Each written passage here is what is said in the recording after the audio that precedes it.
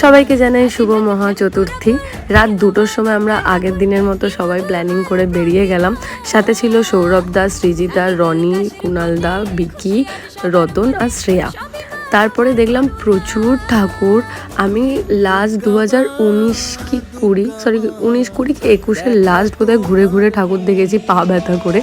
আর এইবারে এত ঠাকুর আমি দেখেছি এই দুদিনে, মানে কতগুলো ঠাকুর দেখেছি আমি বলে বোঝাতে পারবো না। আজকে আমরা গেছিলাম নর্থের দিকে, প্রচুর ঠাকুর দেখেছি, নর্থ পুরো কভার করেছি আজকে আমরা।